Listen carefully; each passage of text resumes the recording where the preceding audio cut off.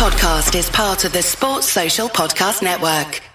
At Vanguard, this is more than just a retirement plan. This is your cappuccino date in Italy, the beach house with the matching bicycles. It's your rental car down memory lane, and weekends reuniting with friends from over the years. This is the future you imagined, and Vanguard is here to help you build it. Because at Vanguard, you're more than just an investor, you're an owner. Discover the value of ownership at Vanguard.com. Fund shareholders own the funds that own Vanguard. Vanguard Marketing Corporation, distributor. The 1865 Match Report. Hello and welcome to the 1865 Match Report. Well, it finished 1-0 at the Vitality Stadium. Bournemouth 1, Forest 0, and Forest's hopes of automatic promotion, as slim or as unlikely as they were finally ended tonight at the hands of Bournemouth, who themselves now go into the Premier League and take the second automatic promotion spot. Meanwhile, for Forest, it's another date with the playoffs. And if they want to achieve their dreams of Premier League football, then they're going to have to do it over two legs and then at Wembley in those playoffs. I've got Baz with me to reflect on the game. First thing I'll say, Baz, and you've just mentioned it to me before we started recording, I hope the players feel a bit more positive than we do tonight after after sitting through that. Team news, first of all, though. Forest unchanged from the win at Swansea, which probably wasn't too much of a surprise, was it, given how well they'd performed in that game? And I think standard back three, then the four in the middle, and then the three up front. But Bournemouth basically nullified us. I mean, even when in the first, it was a game of two halves in that we were better in the first half and they completely outplayed us in the second half. But even in the first half, they knew what they wanted to do to stop us. And we were scrabbling right from the off, I thought. Yeah, certainly the opening exchanges of the game went Bournemouth's way. They were on top. They just looked the better team. Even if they didn't create real clear-cut chances, they were on top. Yeah. And Forest were struggling to really get a foothold in the game. But when we did, we had some moments, didn't we? Yeah, absolutely. So there was Brennan Johnson got away, didn't he? And then Zink got away at one point as well. And then Spence charged down the centre, played Surridge in, and Surridge hit the bar and it went out for a goal kick, which was a pretty amazing chance, really. It's the basically very similar to the one against Swansea that he absolutely buried in the top corner, but this time he hit it wrong and it kind of went out.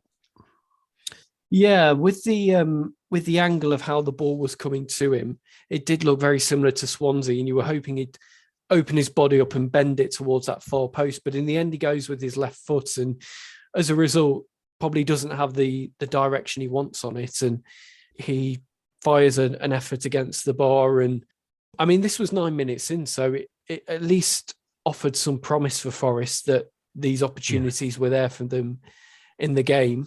But that one went begging. But then as we move further into the half, Forest, and the big talking point was involving Surridge again. He's played through by Zinkernagel, a brilliantly bent ball through the defence for Surridge to run onto. He's brought down in the area by Travers, the goalkeeper, but it doesn't matter because the linesman gives it as offside. How did you see that decision, Baz? I thought Surridge was onside. There was another Forest player who was offside but not interfering with play, which I know the offside rules keep changing and are confusing, but as I understand it, that means that it don't count as an offside. So the linesman got it wrong and it should have been a penalty. We've spoken quite a bit about the officials on this podcast this season, and we don't like to do it. We're not the kind of fans who blame or point the finger at officials all the time, but again, it's another example this season where we've come down on the wrong side of a linesman or a referee's call, and these things are not evening themselves out over that's the the campaign. thing. Normally you'd say, yeah, it evens itself out, but I can only think of one. We got one penalty, I think, which was a bit unjust over the entire season, and I can think of 4 or 5 where we should have got them. So it's not evening itself out in any way whatsoever.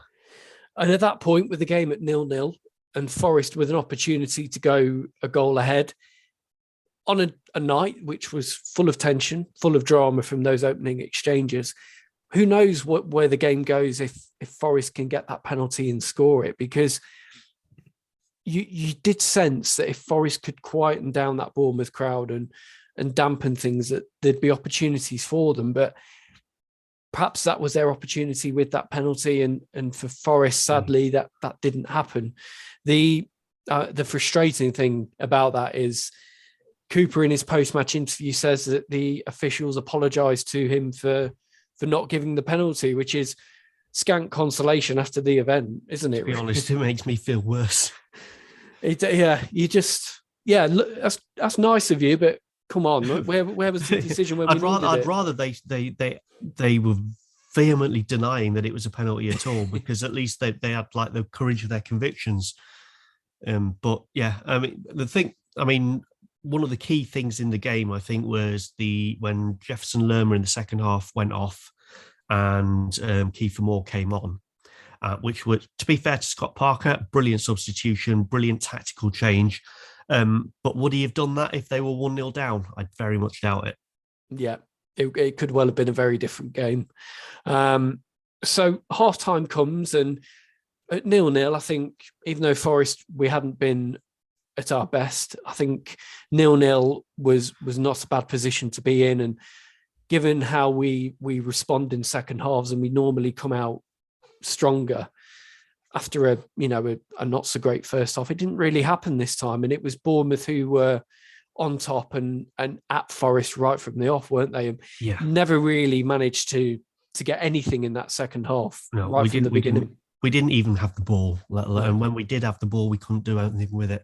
And again, to be fair to Scott Parker, who's obviously someone in our little WhatsApp group said he's much more tactically astute than we give him credit for, because he did say in his post-match interview that he wanted to stop the game from being end-to-end and stop giving us the opportunity to counter-attack. And that's exactly what they did. They just completely nullified us and took us out of the game. Yeah, it was Rich in the group who said Scott Parker is probably more tactically astute than we give him credit for. And I must admit, I wasn't particularly convinced by him, but the performance tonight and that second half, you kind of have to hold your hands up and say, okay, you've pulled off a good 45 minutes there and deservedly won the game. And as frustrating as it is from the Forest point of view, credit to the opposition because they turned up in that second half. From the Forest point of view, though, where did they not get it right tonight? What could they have done differently to try and change things in that second half? Did they just not have the options given the injuries? We didn't have the players. I mean, someone mentioned, was it you? I think in the WhatsApp group about not having Keenan Davis. It would have been a brilliant game for him because it was very, very physical, and there was a lot of scrappiness about it, especially in the first half. And Keenan Davis, he would have relished that fight. But also, I think this was the worst game I've seen McKenna get play all season. I think Cook was off the pace as well, and he had a pretty bad head injury, so maybe that didn't help. But two of our back three being off the pace against one of the best teams in the division is going to cost us quite heavily. I thought they nullified Spence really, really well. He did have a few moments, but for the most part, he was reduced to grabbing at their players. So again, it's too many of our players had an off day, and that's something that actually worries me quite a bit. Like going back to, I hope the players don't feel as bad as we do. For the first time this season, it felt a bit like the occasion got to the players, and that's kind of worrying with the playoffs coming up now.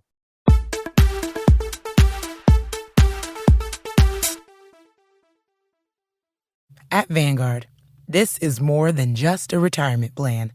This is your cappuccino date in Italy, the beach house with the matching bicycles. It's your rental car down memory lane, and weekends reuniting with friends from over the years.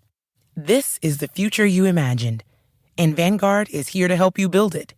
Because at Vanguard, you're more than just an investor, you're an owner. Discover the value of ownership at Vanguard.com. Fund shareholders own the funds that own Vanguard. Vanguard Marketing Corporation, distributor. There were a few instances, especially in that second half, where the ball just wasn't sticking up front. When we needed a bit of a breather and a bit of respite, it just wasn't coming. Surridge, I think, was battling and trying his hardest, but the ball was not sticking for him. And then Brennan Johnson as well, when he got on the ball, it just seemed to run away from him, and he never was able to get it under control and really drive it. I mean, there was like one of my friends is a Man U fan, so completely neutral in all of this. And he was texting me all the way through saying they're just pulling Johnson all over the place. And that's one of the stories of the season is, Johnson just gets fouled constantly and gets nothing for it. But that's like a given now. so we have to just deal with it. He couldn't get control of the ball. None of us could as you say, if Davis was up front, then you could see the ball sticking up higher up the pitch, and that would probably have given us a bit of respite. But Surridge isn't Davis, and that showed. Yeah, I think the front three in particular, including Zink, never really got a sniff. Garner as well, the game seemed to pass him by a little bit. Couldn't get on the ball as much as he normally does, and I was hopeful. Yates' tackles were mistimed. Yeah, there were a few, weren't they? Well, I don't know if he was struggling as well, because he went down in the first half with he'd hurt his shoulder trouble, didn't he? Yeah. And that seemed to carry on throughout the game. And that bit where he got a shot in as well, that looked like his body shape was entirely wrong because of his shoulder. Yeah, he did way off the kind of balance with what he was trying to do. It just didn't look right, did it? The Maradona of the Midlands mentioned it in the WhatsApp group. He thought Lerma going off would allow us to gain some control back in the midfield, but actually the opposite happened, and Kieffer Moore came on, and that man again, another big guy who seems to do well against us, obviously scored for Cardiff earlier in the season against Forest. We'll come on to the goal now, the deciding goal. So it comes with the Bournemouth fullback, Jordan Zamora, carrying the ball upfield. He comes inside. He's brought down on the edge of the box. It's outside the box. It's one of those, it's right on the edge where you almost think it's very difficult to get the ball up and under and over the wall and in the net. But talk us through what happened, Baz, and how Bournemouth made their breakthrough. Well, so was it Cook that took it? It was Philip Billing who took it. Billing, right? Oh yeah.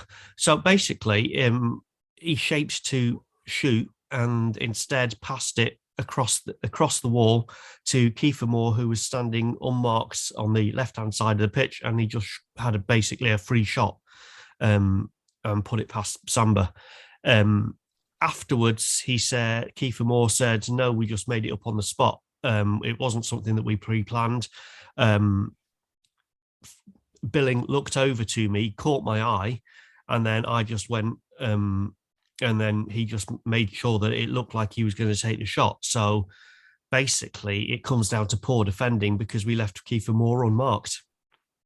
And we were close. I think we were close to getting him offside, but I think Zinks is the last man, and he goes with one of the Bournemouth players, and in doing so plays Moore onside, and he can sweep the ball home, and that's the goal and the deciding one. It had shades of Javier Zanetti against England at World Cup 98, that bit of a decoy where it's worked to the outside where everyone's expecting the shot and the man's free to put the ball in the net. At that point, 83 minutes, Steve Cooper makes a triple substitution. So Cook comes off, so does Colback and Zinkernagel. On comes Joe Lolly, Richie Laria and Alex Myton, triple sub, and Forest changing their formation, taking one of the centre-backs off and trying to go more attacking. But it never really worked, did it, at that point? Forest could never looks like getting anything from the game. And frustratingly, Bournemouth were able to see the match out. In a weird way, I was hoping that Bournemouth scoring meant that Forest just had to go for it and just try and get a goal, and who knows what happens. But I mean, again, to be fair to Bournemouth, their defending after scoring was outstanding. They caught us offside so many times, and it was a really well worked offside trap that they were running. So fair play to them. They just completely outplayed us in the second half, and they forced us to play the ball long and aimlessly at times as well. We weren't able to play through the lines as we do so effectively under Steve Cooper, and there were a lot of times where the ball was being pumped upfield and it was coming straight back.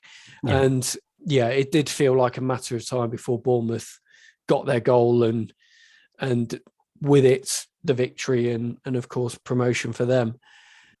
What it means, of course, now is that Forest go into the playoffs. We knew that they were going to anyway.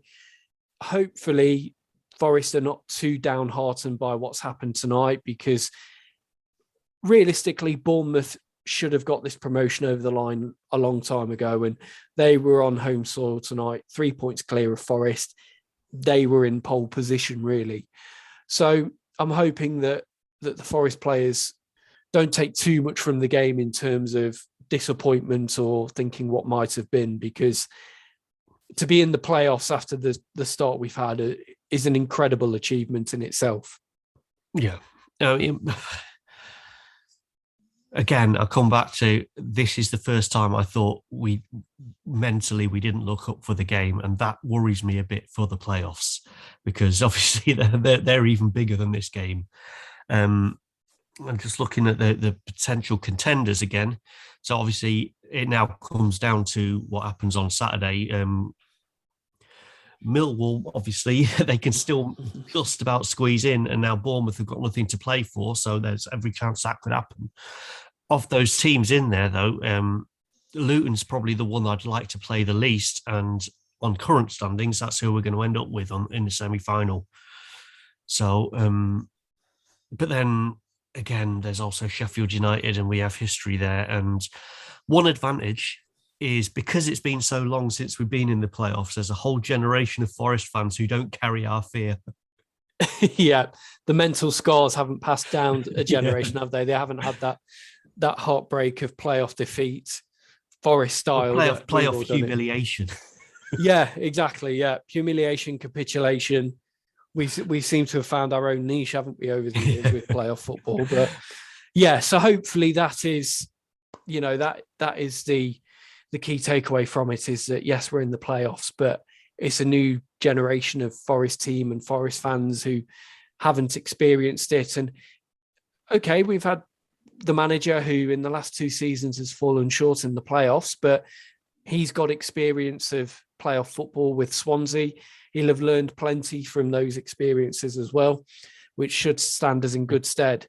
But to come back to your point, that concern of how Forest managed the game tonight, and I think allowed the occasion to get to them a little bit. Is it almost a good thing, though, that that's happened tonight against Bournemouth, where they've almost got that out of their system, and that nervous energy, if you like, they can now go into the playoffs probably as the third place team and confident that they can not put in a repeat performance as what they did tonight? I hope so. I mean, I guess this is where Steve Cooper earns his money, in it, and in preparing the team and bringing them back. Because, I mean, one of the things I've always said is you never know about a manager until things are going badly. So this in many ways, this is his actual first test as Forest manager, and I hope he comes through it. Yeah. And looking at the potential playoff contenders, I mean, we can't really talk too much until we know how things are settled on Saturday, but any one of Huddersfield, Sheffield United, Luton, Middlesbrough and Millwall, all very tricky teams who have caused us problems this season as well at different times. The playoffs are always going to be a challenge. That's in their nature. So from our point of view, I think it's all we can do is treat it as another 3 games to try and get promotion, not dwell too much on what's happened tonight, and just see it as a second chance at going for promotion. The key thing for us, though, is at least we'll have the advantage of a home second leg. Yep.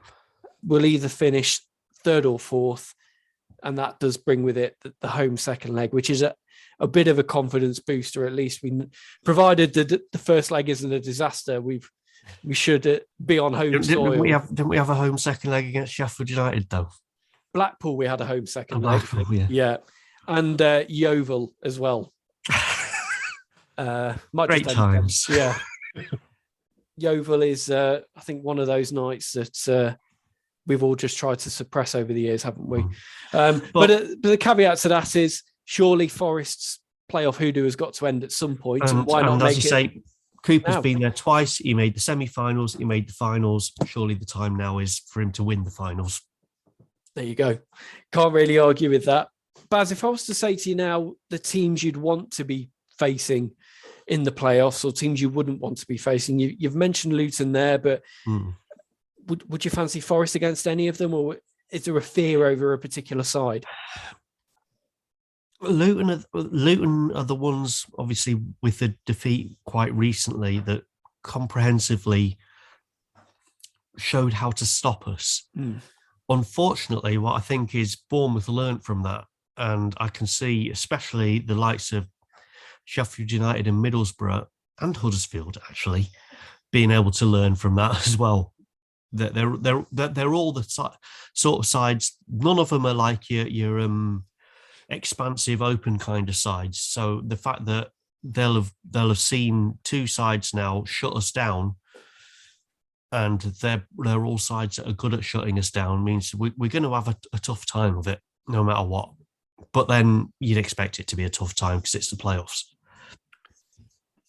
Yeah, and I think, again, the mentality is we're good enough to beat any of the teams in the playoffs, but I think we also have to take the approach that being in the playoffs is an incredible achievement in itself, given where we've come from. So on that basis, I hope that takes a bit of the pressure off, certainly for the players, and allows them to just go out and just have a go, really, and just see how far they can take it. Next up for Forest is Hull City away on Saturday. We were hoping that maybe there was still a chance of automatic promotion going on that game. Unfortunately for Forest, that's not to be the case now, and it is the playoffs. Would you treat this game as a bit of a playoff warm-up and just get the best team back out there and back out on the pitch and try and get them to build a bit of confidence up against a Hull team who are safe in the Championship but are not particularly strong this season? Or would you give an opportunity to somebody like Laria or a Lolly and rotate a little bit just in case we need that depth in the playoffs? I don't know what the injury situation is. Obviously, it was Zink and Colback coming off today, who are two players that are rumoured to have been injured or carrying knocks. But Surridge stayed on, who's also rumoured to be carrying a knock. I would like to see Lolly and Mighton get some time, and Laria get some time on the pitch. So if we do have to call on them, then they're warmed up and ready for it. But again, I think we'll probably end up starting the same way as we did today, because that's the way we are. And it's like Cooper's already said it. It's like, this is how we do things. So let's stick to the plan and keep on doing them. And the last time Forest lost a game, they went on to win their next 4. Yep. So I think we'll leave it there, shall we? Yep. So it wasn't to be automatic promotion for Forest at Bournemouth. They will now have to do it through the playoffs. We will be back with you after the Hull game on the weekend with our match report and big pod. And until next time, thank you for listening and goodbye.